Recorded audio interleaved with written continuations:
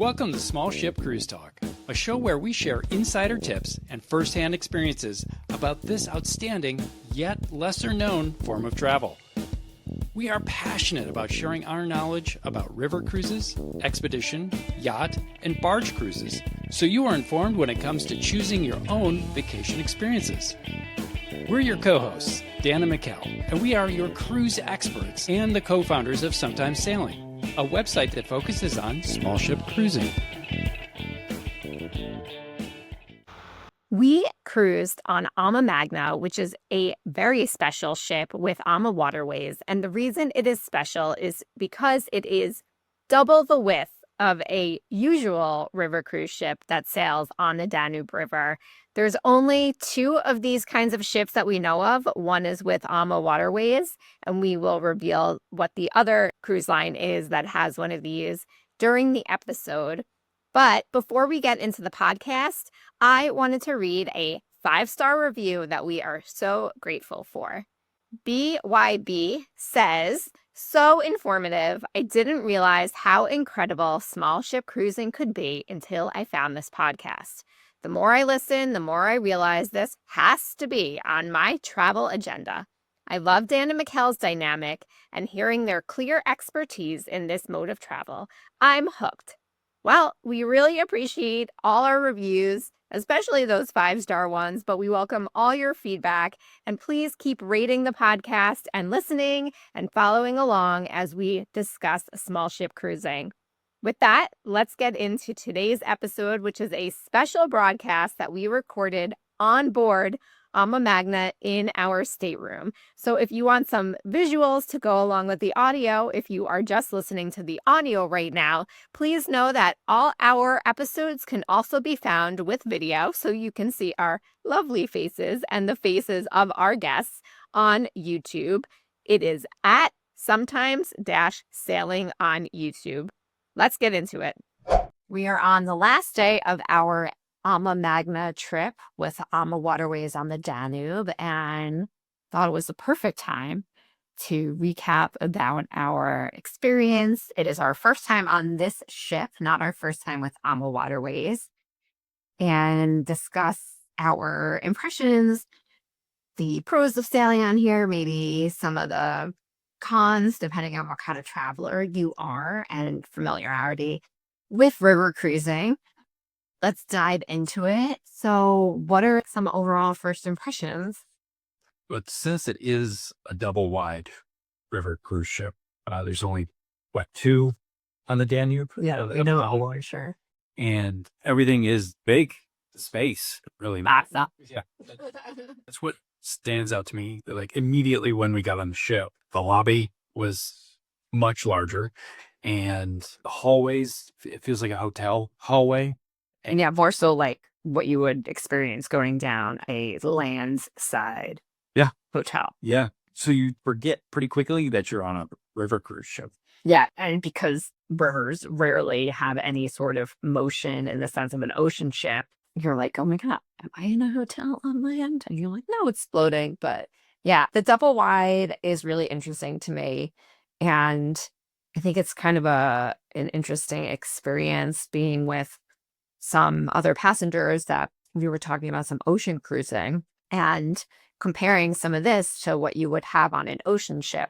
Let's dive into why it's unique to have several restaurants on board, for example. So on an ocean ship, you might have, who knows, we've had as many as, more than 10, depending on if it's Celebrity, or maybe on Windstar, it's 3 restaurants. And it's always nice to be able to have that change of scenery. And I should mention that our experience with AmaWaterways is including Amadara on the Mekong River and Ama Christina on the Colors of Provence tour in France. Both amazing, both single wide, and not just aesthetically and architecturally are there differences, but also comes with that some more variety. So the restaurants was like a really great pro in terms of a variety, and I love that. So let's go through the various restaurants on the ship. Right. So you've got main dining, obviously. There's al fresco, so that's kind of at the front of it. And some might say compared to a Viking cruise ship, which would have the aqua terrace That's very similar to al fresco towards the bow of the ship. There is also the chef's table. Right. Yep. And then you could say Jimmy's. Jimmy's was family style. So kind of interesting. I think there was like 12 in our party or. Yeah, it's almost like family style tables. Yeah. It's like 3 long tables on this side, 3 on the other side, I believe. 12 maximum at the table, double sided. Right. Yeah, it was interesting. I never experienced that on a river cruise ship before. I think the concept is nice. We were saying it doesn't work that well because it's the same menu as the main restaurant. The environment's different, but because it's sort of family style, it would lend itself to a different kind of meal, yet they're serving the same. Yeah, it was just same thing everybody else got, just on bigger plates. Right. So instead of like a lamb lollipop on one serving, it was, 12 lined up or so and several plates across the table. I think it could be really amazing. Jimmy is, after Jimmy Murphy, the 3rd co-founder of AmaWaterways, along with Rudy and Christine. Unfortunately, Jimmy passed away many years ago. So this is a restaurant in honor of him. It was really charming to see the printed black and white photographs on the wall from his wedding, some from growing up with water in their lives and ocean experiences. They did mention, the crew there, that the colors are for his Irish roots. Right. And I would love to see them lean into an Irish menu and a specific menu for that restaurant. Yeah, that would be a great way to spin it. It's a fun space. The concept is there. I just don't think they executed on it. Cool. Yeah. But the good news is they're not going to rebuild this ship. So they have that space. They could retheme it, whether that's the menu or kind of like how they do seatings there. And then tonight we have chef's table, which is always a really fun evening and a different menu. So the menus at al fresco and at the chef's table are the same every night of the week. So whether you eat there once or twice, it's still going to be the same menu. The concept is that everybody gets to eat there once during their cruise. And if there's space for another time and you want to eat there to have the same menu, you can. So I'm looking forward to that tonight. And keep in mind, it's a reservation policy. Right. Just like you would on a big ship. Yeah. Let's talk about the passenger capacity. So this passenger capacity is just over 190. It's 186, a normal single wide ship, even with Christina Amadar that we've been on. Well, Amadar is a little different. It's on the Mekong River. I'm going to focus specifically on European river cruising, especially on the Danube. This double wide allows for bigger cabins. So the passenger count of being 196 versus 180, it's really not that much of a difference. It was a difference of 16 passengers, yet you have double the ship. So what does that mean? That's awesome for passengers. It means that you have more variety in the type of categories for staterooms. We are in an SB suite. There's various suites, and there's more square footage per cabin. But kind of the irony is you have these amazing cabins, but you find yourself out exploring the ship because there's so much room that you can carve out your own little area. So like with the 2 libraries, there's a cinema, the lounge, you can go up on the top deck. Like you really can find multiple places throughout the ship that you can really kind of claim as your own and enjoy it, enjoy the space. And you saying the double lounge, you just reminded me that we were kind of saying that it's sort of like double the fun, double the pleasure. So there's 2 lounges. It felt like everything was a normal ship plus 1 because it was 2 times the width. So the width of the ship is 72 feet. Normally with a single wide, it's just under 40 feet wide. But going back to the space that you were saying, passengers have more space. So you could go on the lounge on the left or the right, Leo. On the main lounge, they have an upper lounge, and then you kind of step down almost like a sunken living room to the 2 lounges on either side, and the cinemas in between, architecturally speaking. The main lounge is huge. And the nice thing about that has been like there's a dance floor, and we've like actually been able to have fun and dance, whereas there's kind of a dance floor. It's always a multi-purpose room on other ships. It really feels like there's a dance floor and this elliptical shape wooden dance floor in the middle with the bar. And it's just like a really great gathering space, like the hearth of the ship. Yeah. It's interesting when you're saying that. I thinking back of other maybe performances or dance floors that we've seen. And I was like, you're kind of working around chairs and poles and things. But This is wide open space, and it really feels special.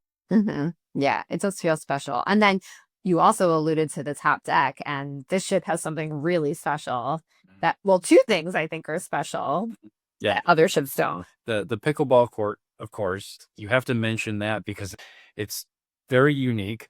We don't play pickleball, but it's fun to have that option. Right. And I think with the growing popularity of pickleball and everything, it's definitely really sets this ship apart. And I think that it was really wise of them to keep wellness top of mind. And we've cruised with the owners before on Amazar, and it was so inspiring to see how active Christine is. And she was at every fitness class, and I love that. And the wellness programming on this ship has been really incredible. Yeah. And the gym is really nice. The gym is really nice. That's a good point, too. The gym's a little larger than normal because the size is there and there is space for that. They even have spin bikes on this ship, which is amazing. Like, we haven't seen that. They have several. So I believe there's 5 plus the instructor. So there could be 6 people. So small, but that's the perfect number on this kind of experience. Right. Right.